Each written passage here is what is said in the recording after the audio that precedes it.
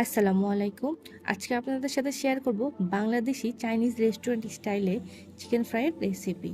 চলুন রেসিপিটি শেয়ার করি। এখানে আমি 1 কেজি মুরগির মাংসকে নর্মাল রেগুলার কাট করে নিয়েছি। আপনারা চাইলে আপনাদের পছন্দ মতন যে কোনো সাইজে কাট করে নিতে পারেন। এখন এই মুরগির মাংসগুলোকে আমি একটা কাঁটা চামচ দিয়ে খুঁচিয়ে নিব, যাতে ম্যারিনেট করার সময় ভিতরে মশলাগুলো ঠিকভাবে ঢুকতে পারে।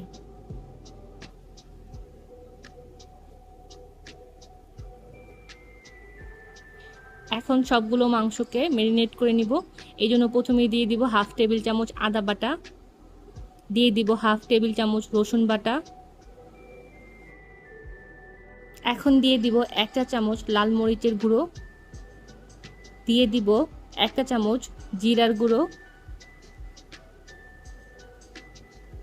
এখন দিব 1 চা চামচ কালো গোলমরিচের গুঁড়ো,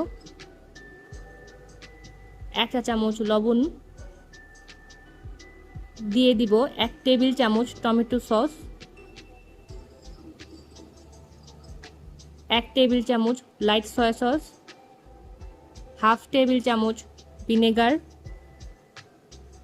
1 টেবিল চামচ ওয়েস্টার সস। এখন সবগুলো উপকরণকে একসাথে ভালোভাবে মাখিয়ে নিব।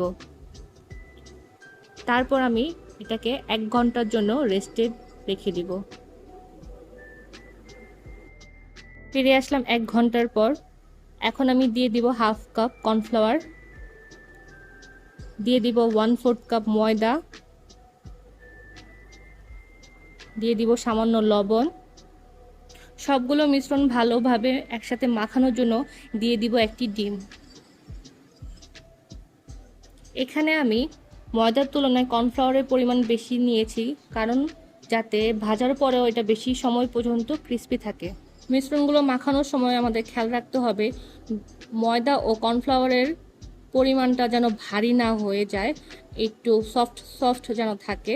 যদি ভারী হয়ে যায় তাহলে চিকেন ফ্রাইটা খেতে মজা লাগবে না।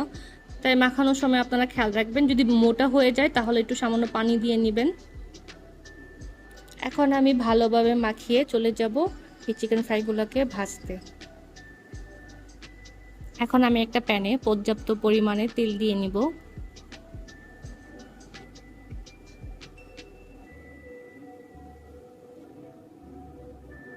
তেল থেকে যখন দেখব হালকা বুদবুদের মতন বের হচ্ছে, তখন আমি চিকেনের পিসগুলো একটা একটা করে দিয়ে দিব।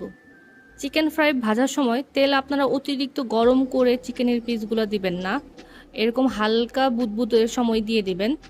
তাহলে চিকেনের পিসগুলো সুন্দর করে ভাজা হয়, উপরেও যেরকম ভাজা হয় ভিতরেও সিদ্ধ হয়। আর যদি আপনারা অতিরিক্ত তেল গরম করে দেন তাহলে উপরের দিকটা ভাজা দেখা যাবে কিন্তু ভিতরে প্রপারভাবে সিদ্ধ হবে না, কাঁচা রয়ে যাবে। ভাজার সময়ও আপনারা চুলার আঁচ মিডিয়াম করে রাখবেন, বেশি তাপ দিবেন না, তাহলে উপর দিয়ে ভাজা ভাজা দেখা যাবে আর ভিতরটা কাঁচা রয়ে যাবে। 4 মিনিট পর আমি এটাকে একটু উল্টিয়ে দিব, যাতে অপর পিঠটাও ভাজা হয়।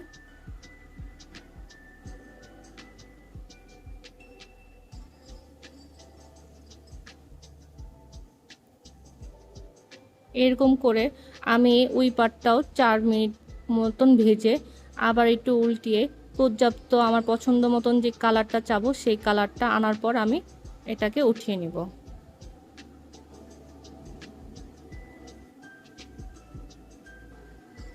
এই তো আমি এর বেশি আর কালার করব না, এর বেশি কালার করলে পুড়ে যাওয়ার সম্ভাবনা থাকে। আমি এখন একটা একটা করে সবগুলো চিকেনের পিসকে উঠিয়ে নিব।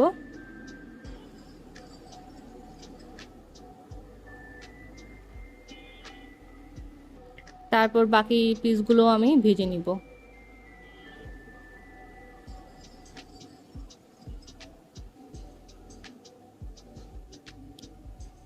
এই তো আমার সবগুলো চিকেন ফ্রাই ভাজা হয়ে গেল। এখন আমি এই চিকেন ফ্রাইগুলোকে পরিবেশন করে নিব। দেখুন কি সুন্দর একটা কালার আসছে। আপনাদের একটা মাংসের টুকরো আমি ছিঁড়ে দেখাই। দেখুন ভিতরটা কি সুন্দর সিদ্ধ হয়ে গেছে। আর এই চিকেন ফ্রাইটা খেতে খুবই মজা হয়েছে।